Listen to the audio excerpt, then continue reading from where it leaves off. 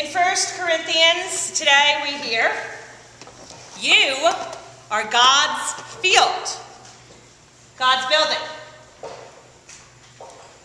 Lord, in all that we do, help us show we belong to you. Amen. Amen.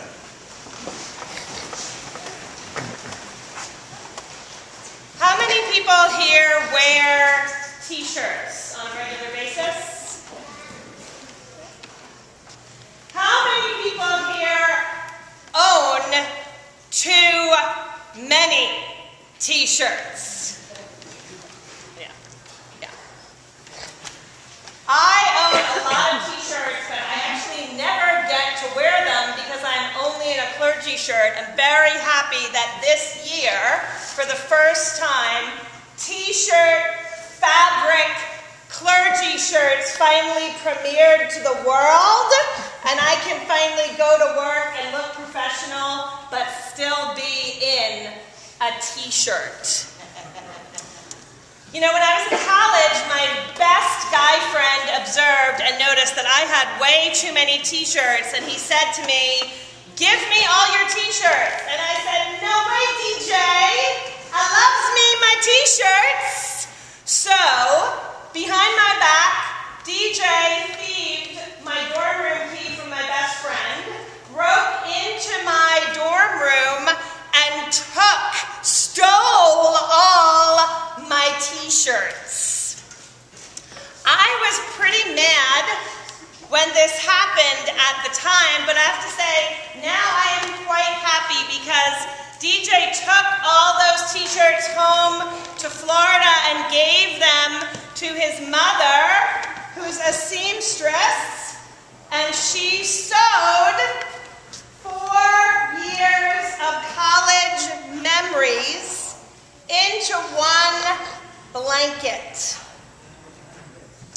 So, if you think about it, t-shirts don't have, hey girlfriend, a very long life cycle, right? How long do we keep a t-shirt? A year, 2 years? But now I can actually wrap myself in my college memories and my sorority and my nickname Her Majesty and remember college and feel that warmth whenever I want to. Now, I think that if I got to rummage around in each one of your t-shirt drawers, I would find out a lot about you. I would find out what your favorite colors are. I would find out your hobbies, places you've been, beliefs you have. For instance, you can tell that I love Sesame Street and that my favorite characters on Sesame Street are who? Big Bird. Big Bird, that's right. And Zachary, do you know this one? Mm-hmm. Who's that? Fnuffleupagus. That's right. Snuffleupagus. That's right. You can also tell if you go into my t-shirt drawer that I am a New York native, that I come from the land of Long Island, and that I love Dunkin' Donuts. Yes. Also, anchovies and sushi.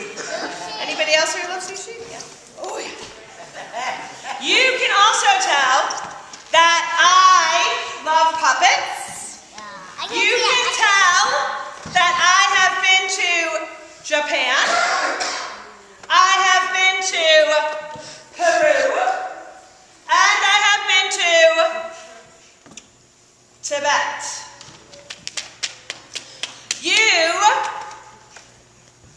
Sometimes here, if you watch the show, I watch the show What Not to Wear. Stacy and Clinton, yeah, I'm seeing some heads nod. And Stacy and Clinton actually say that grown-ups should not wear t-shirts. They are messy. And that grown-ups should especially not wear what they title message shirts. Shirts that preach, right? Sermon on the chest. right?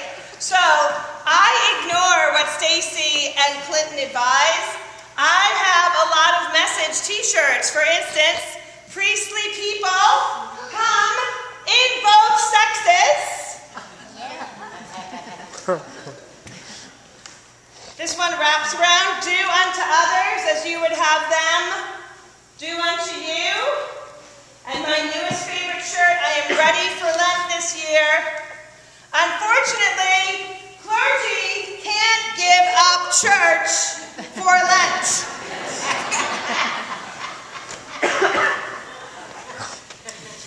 You know, in today's second reading, we hear a message from the Apostle Paul. Now, Paul, remember, was not one of the original 12 disciples.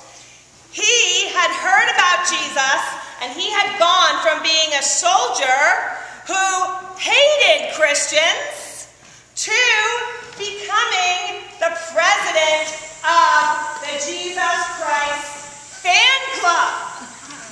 He was a strong member of the God Squad, and he traveled from place to place, from Jerusalem to Rome, and everywhere that Paul went, he planted seeds.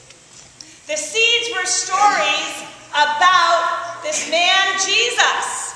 He told stories of Jesus' miracles, like the time Jesus walked on water, or as this shirt likes to say, surfed without a board. He told stories about how Jesus, I love this one, soccer, Jesus saves us by his love, and especially how Jesus was the man. He was the one who died for us, wore a crown of thorns on the cross. But the one message that Paul liked to preach over and over again is that every single one of us matters. That every single one of us belongs, no matter how rich or poor we are, no matter what color we are, no matter if we're male or female, Jew or Gentile, every single one of us belongs. No outsiders at all. Every one of us is part of God's family. VeggieTales.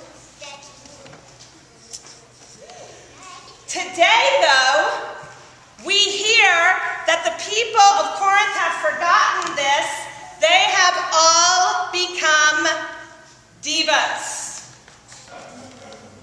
Show-offs.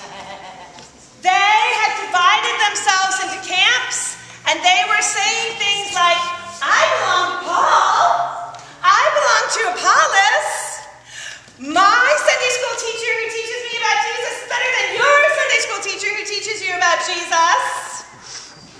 Can't you just imagine Jesus flying in on his hang glider at this point? Can't you just imagine Jesus riding on his dinosaur? Can't you just imagine Jesus roaring in on his motorcycle and joining arm in arm with Paul and saying, "Can't you people play well in the sandbox together? Can't you just preach peace? Stop fighting. Stop wasting your time being jealous. Stop wasting your time being cliquey. Stop leaving people out. None of these ways are God's ways. Start acting like God's children.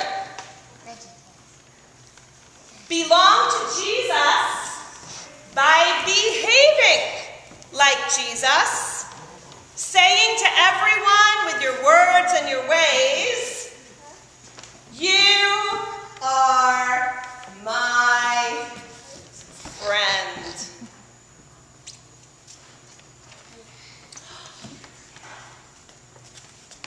Do you want to wear a shirt?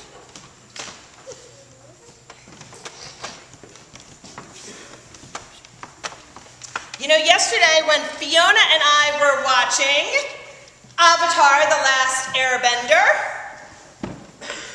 Fiona voiced how she wished that she could have superhero powers, like the ones that she saw in the cartoon. And I told her, sweetie, you already do. We all do. Inside each one of us is, haven't we all wanted to do this? The power of Jesus, right? The power to spread love and peace and joy. The love that we share and the smiles we wear